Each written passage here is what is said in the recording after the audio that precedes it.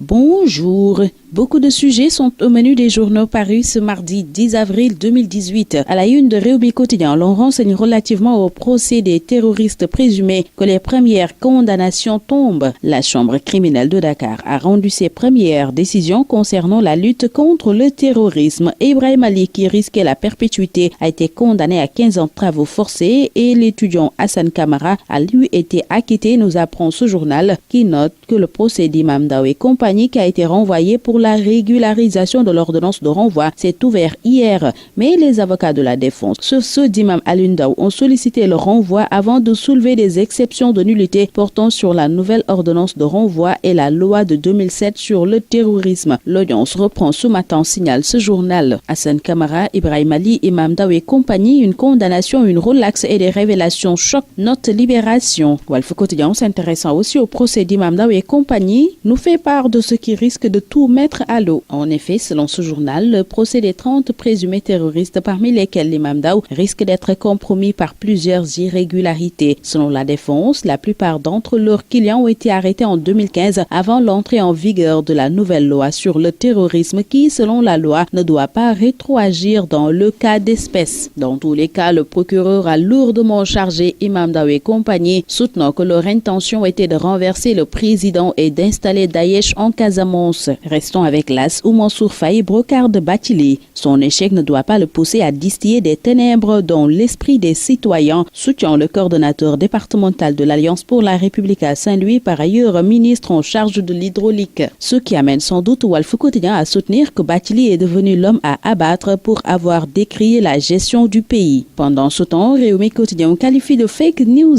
la traque annoncée contre Ousmane Tanor Dieng. Dans ce journal, on nous apprend aussi que Gakou appelle à un sursaut national relativement au parrainage, au retour et à la candidature de Karim Wade. Ce journal signale aussi que la résistance s'organise chez les karimistes. Macky, lui, remobilise ses troupes si on en croit à l'AS qui fait état d'audience tous azimuts au palais de la République. Retrouvailles entre Wade et Idi, Pape Diogoye Faye informe dans Direct Info que les deux hommes ont de lourds contentieux à vider. La réconciliation, selon lui, est quasi impossible car le différend est très profond. Wade a refusé de le recevoir à Paris, révèle toujours Pape Diogoye Faye dans ce journal où il soutient que présentement le pape du Sopi préfère Macky à Idi. Le même Macky est à la une de Source A, journal qui s'intéresse au cas des retraités qui sont maltraités car étant sans pension après des décennies de loyaux services rendus à la nation. On demande aux mutilés la production de leur premier ordre de service souvent vieil de plus de 30 ans, révèle ce journal où Omar Wali Zoumarou parle de crimes perpétrés contre ces valeureux chevaliers de la craie. Libération révèle au même moment qu'Al-Mari a séjourné discrètement à Dakar. C'est lui qui avait embarqué Karim pour Doha après sa grâce